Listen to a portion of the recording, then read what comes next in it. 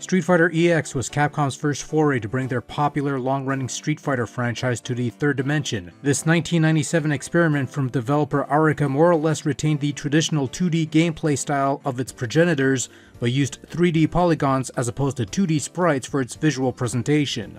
Though I have never played the first Street Fighter EX game and to this day still haven't, I did play the sequel when it was available at my local arcade many moons ago, and I thought it was alright. I mean, I much prefer a traditional 2D Street Fighter than this 3D stuff. They generally looked nicer and played a bit quicker. Also, Ryu had a proper hurricane kick as opposed to this Robert Garcia-inspired knockoff. But this wasn't too bad either. If nothing else, it at least tried to be different from what came before, something that was a bit of a rarity when it came to Capcom and its cash cows at the time. And so we come to today's subject matter, Street Fighter EX2 Plus for PlayStation.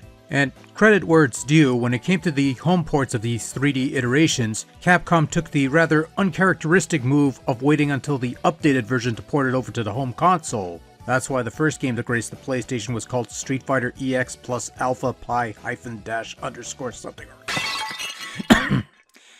This is the sort of name that spawns those sorts of bad jokes, by the way, but I digress. So EX2 Plus has some additional fighters and some additional stages that weren't in the original EX2 version, such as Street Fighter Veteran Sagat, or Newcomer Area, or Newcomer Satellite.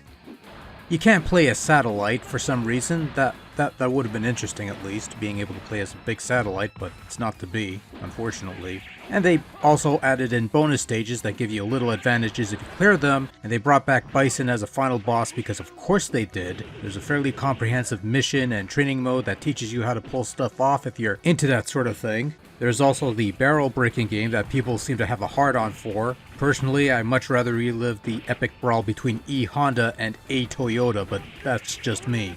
Street Fighter EX2 Plus is the usual Street Fighter fare. You pick a character, you fight other fighters, you partake in a couple bonus games, you face Bison eventually, you beat him, and you get a generic ending. I suppose those corners had to be cut somewhere. In any event, how does EX2 fare? Well, it's a traditional Street Fighter game with the usual 6-button setup, each character sporting a number of special moves executed using the usual button and joystick combinations, as well as a number of super combos that you could execute at a cost of 1 level of super meter, this glowing bar beneath your health meter. And finally, you have one big mega hyper super mega meteor combo thing that requires a full super meter to use, but is perhaps your most powerful attack if you know how to use it well, that is. You also have breaker moves, which is an unblockable attack that stuns, as well as XL combos, which is just a fancy word for them custom combo things you used to do in those Street Fighter Alpha games, except now you do said custom combos in an alternate dimension with flashing lights. I never really got that, but whatever. Now, for whatever reason there was, or maybe there still is, I don't know, I haven't been keeping up, but there was once this stigma where Street Fighter in 3D was a bad idea and we were all supposed to hate it or something. And then Street Fighter 4 came along and all of a sudden Street Fighter in 3D is not too shabby, but I digress. In all honesty though, it's not that bad of a game. There's a modest selection of play modes that, well, some of you need to unlock, but there's stuff to keep you busy at least if you care for that sort of thing. You have a modest selection of fighters, a nice balance of classic characters and then newer characters. In any event, it's a somewhat functional game. It plays like a typical Street Fighter offering for the most part, with some additional camera bits tossed in for good measure, though it doesn't go all crazy during the super combo stuff like the more recent games. Controls function about as well as any Street Fighter offering on the PlayStation, so it's fairly responsive stuff that lets you pull off moves rather easily, and if you need a reference, there's a handy dandy moves list built into the game, which is always a nice thing to have.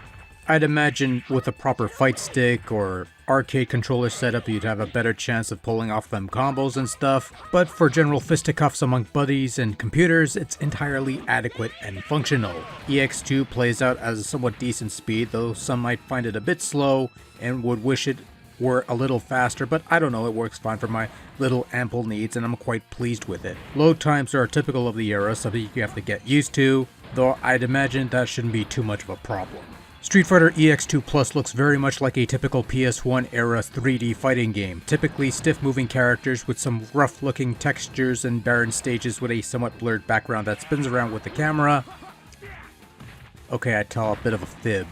While it's not the most prettiest 3D on the PlayStation platform, and I'd imagine the graphics are an obvious step down from the arcade original, though it's been years since I've last played the arcade one. Regardless, the character models are at least somewhat decent looking by the standards of the PlayStation hardware, a little rougher on the textures at times, but still somewhat smooth looking, and the various screen effects that take place when you KO someone with a special move are actually well done. There's bound to be issues with model clippings or odd-looking holds, but it's a minor issue. Even the occasional slowdown that hits every once in a while isn't too much of a detriment. The backgrounds are alright for the most part, they look fairly decent in terms of sharpness, and some of them even have minor animation bits, but nothing particularly eye-popping or anything of the sort. The mugshots aren't too badly drawn, the menus are kinda meh, it's okay I guess. The sound quality is so-so. There are some generic sounding music tracks with some decent tunes here and there, but I might be the only one in the world that prefers the original arcade tracks over these remixed tunes that grace this PlayStation version. I don't know, maybe it's a matter of interpretation or instrumentation, but these remixes seem to be missing something. Or maybe it's something else, I don't know. There's quite a few voice bites with move calls and victory quotes, they sound fairly clear, sound effects are okay. So-so sound and all that jazz, no big deal. Overall, Street Fighter EX2 Plus is a solid little fighter on the PlayStation that does a somewhat admirable job of bringing Street Fighter to the third dimension. It has some bits that keeps it from being as good as its 2D sprite-based brethren, but it's playable enough to be somewhat enjoyable, and there's enough interesting characters outside of the familiar, as well as some extra bits that makes the game worth revisiting every once in a while. All in all, a fine offering for those who just want some silly fighting fun or something to that extent.